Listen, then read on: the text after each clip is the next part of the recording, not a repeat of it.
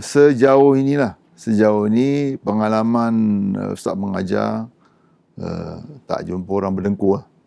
Okey, tak jumpa orang berdengkur. Tapi antara fakta yang kita harus faham, bahawa niat ikhlas kita kepada Allah sangat penting. Okey, niat ikhlas kita untuk kita dapat membaca Al-Quran, mengaji, datang kelas, tidak melalui macam-macam media yang sekarang ada ni, adalah satu yang perlu dikekalkan lah. Kerana itu asal membaca Quran. Kita berhadapan, guru membaca, murid meniru, murid baca, guru mendengar. Jadi kita mesti niatkan aku belajar membaca Al-Quran ni, sama ada buta huruf ke atau terus dah masuk Quran, itu perlu disemat dalam hati kerana Allah SWT. Dan sebagaimana yang Ustaz terangkan tadi, semua ini adalah dengan izin Allah SWT. Kalau kita ni sudah sungguh-sungguh, azam kita yang kuat ni, aku sudah lama tinggalkan Al-Quran ni. Kalau kita terus ikut dengan kita punya istilah kemalasan kita, dan ikut juga kita punya hati kita, ikut hati itu mati, maka kita tidak akan selesa lah, ikut pengajian. Lebih baik aku tengok relax kat rumah, tak ada apa-apa, mungkin boleh mengaji ikut YouTube ke apa sebagainya. Dan ini satu perkara yang perlu diatasi oleh yang ingin mengaji tu. Jadi setelah niat, dia mesti kuatkan azam dia, aku mesti berikan tumpuan, kerana aku ingin memperbaiki segala kesilapan yang lalu.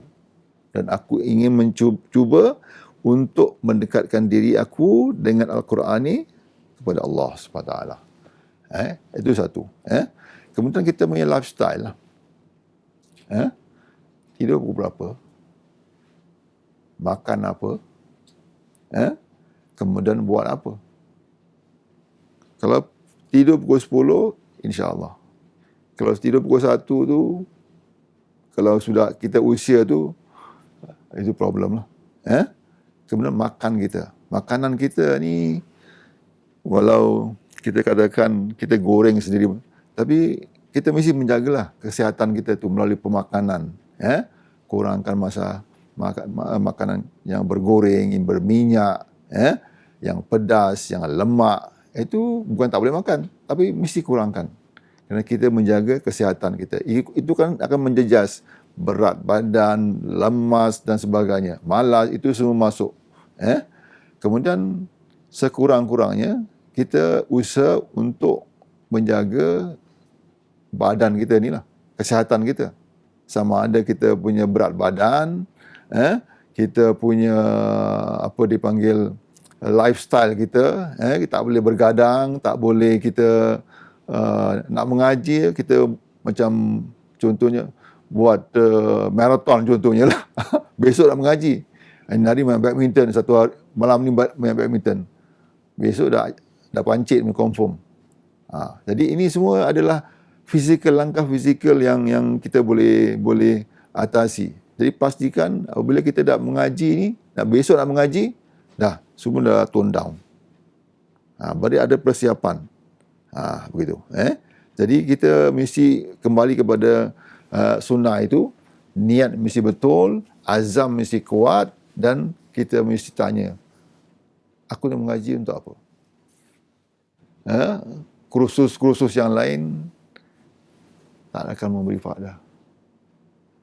Lambat laun dia akan hilang. Itu tak akan seperti itulah, kita mengaji rasa lambat sangat. Itu dah, macam-macam kita boleh tanya. Walaupun sebaik-baik guru pun, kalau itu kita tidak ada, tak jadi. Jadi macam mana susahnya, jauh macam mana, contohnya tinggal Woodland, kerja di Changi, boleh. Tinggal Woodland, mengaji di Wisma Indah, tak boleh.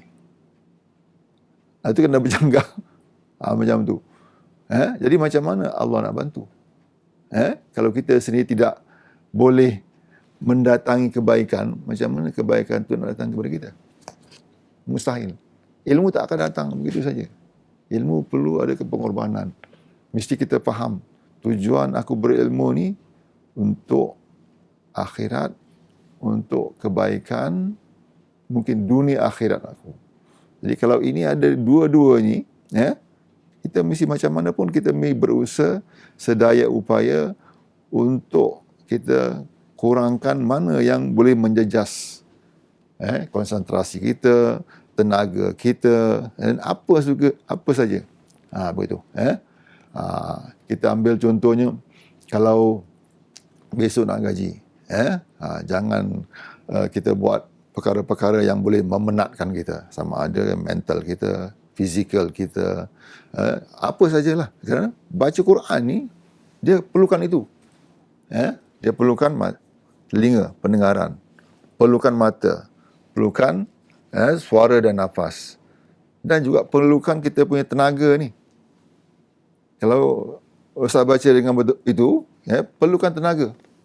Jadi kalau kita tidak dapat berikan itu, kita yang mengajar pun mengantuk, yang mengaji pun mengantuk. Begitu. Jadi kita mesti siapkan zahir dan batin kita untuk Al-Quran. Itu saja.